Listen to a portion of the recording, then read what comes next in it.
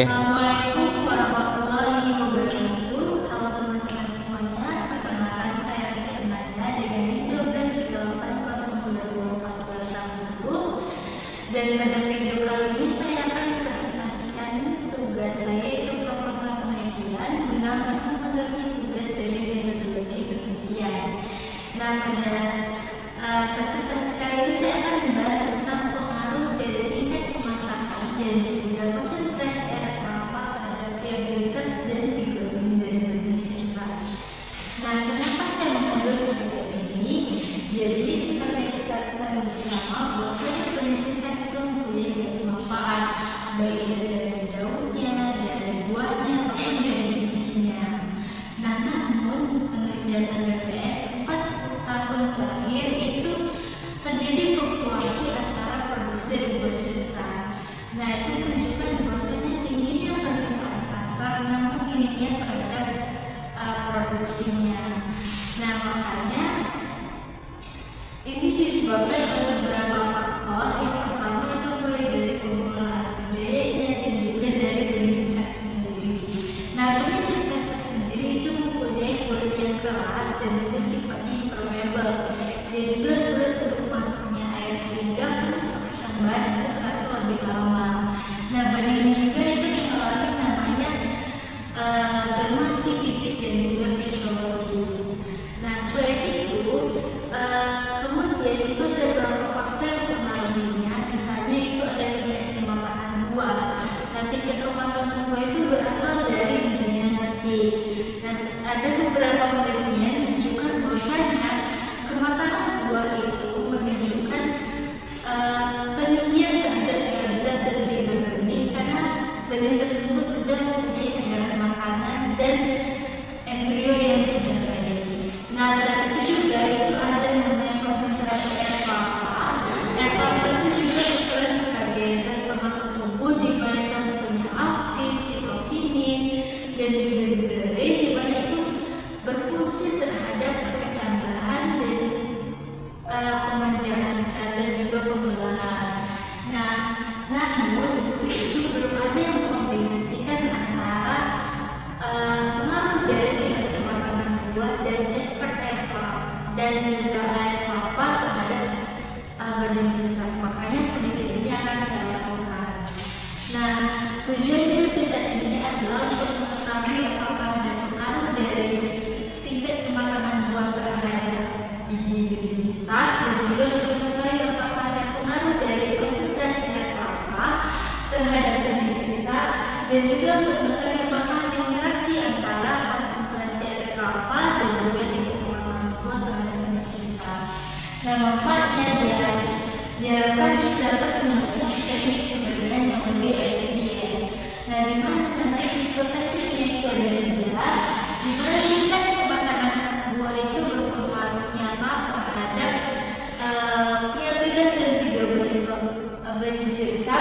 Kemudian ada konsentrasi air kelapa muda juga berpengaruh nyata terhadap viabilitas dan juga benih sisa. Kemudian yang ketiga itu terdapat interaksi antara tingkat kematangan buah dan juga konsentrasi air kelapa terhadap viabilitas dan juga benih sisa. Nah, selanjutnya ini ada materi dari metode untuk waktu dan tempat. Jadi penelitian ini akan dilaksanakan dengan percobaan dan laboratorium khususnya di Fakultas Pertanian dan Peternakan Universitas Universitas Riau. Nah, ini akan dilaksanakan dari Mei sampai Juli tahun 2020. Nah, ada perubahan bahan yang digunakan itu ada benih sisa itu sendiri, kemudian konsentrasi air kelapa, ada tanah, ada pasir dan juga ada kompos. Nah, sementara warnanya ada project, ada percambahan, ada glass breaker, glass ukur, ada oven, ada timbangan dan juga sisanya. Nah, untuk metode penelitiannya, jadi sini saya menggunakan yang sangat acak lengkap, yaitu faktorial menggunakan dua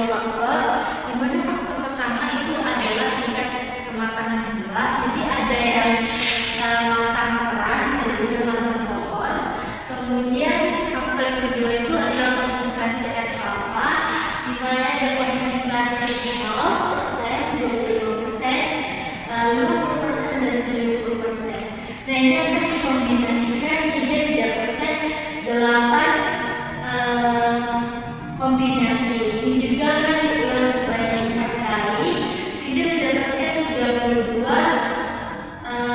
unit percobaan, dan juga setiap unit percobaan itu menggunakan 20 benih sehingga didapatkan 960 benih untuk penelitian ini. Nah, kemudian untuk metode pelaksanaan, yang pertama kita akan melakukan persiapan padan bahan baik dari buah sisaknya maupun dari ekstrak air kelapanya.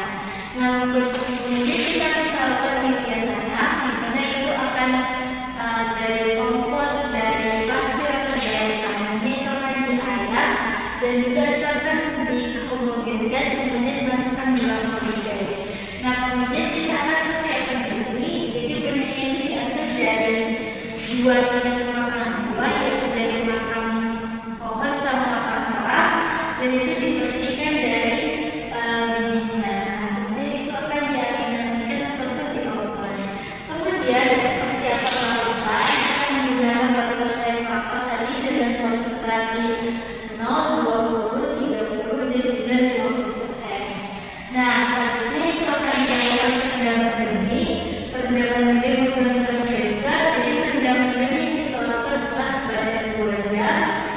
Dan kemudian kita akan lakukan penyaringan benih. Nah, benih tersebut akan ditanam dalam polybag sampai 2-3 cm kedalamannya. Nah, kemudian kita akan melakukan pemeliharaan. Pemeliharaan menggunakan pemberian air dengan cara steril ataupun pembersihan terhadap bunga-bunga yang tumbuh di sekitar polybag. Nah, selanjutnya kita akan melakukan pengematan. Jadi pengematan di sini kami menggunakan 2 buah meter, yaitu ada yang bebas dan video bersih.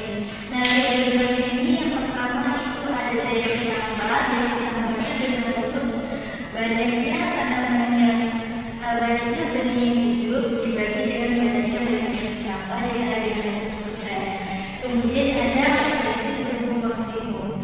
Nah, selanjutnya video bersih kita lakukan ada kecamatan tumbuh, dan panjang kedua itu diukur dari titik tumbuh sampai panjang sampai ujung akar.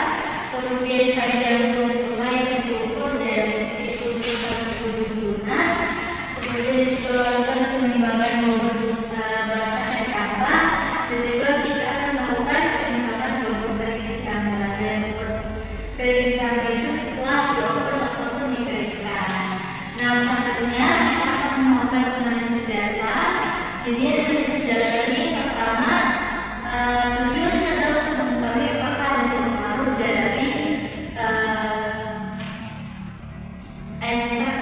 maksudnya pengaruh dari ketika kematangan buah dan juga konsentrasi air kelapa. Nah, jadi di sini yang pertama kita harus uji namanya kualitas data dan juga homogenitas varian.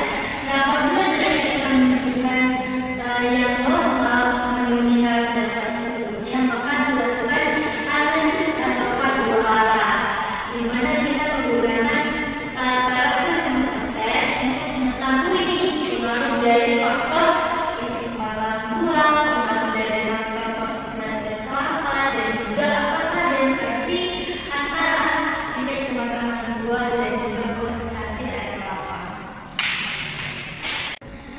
Baik teman-teman semuanya, sekian video saya.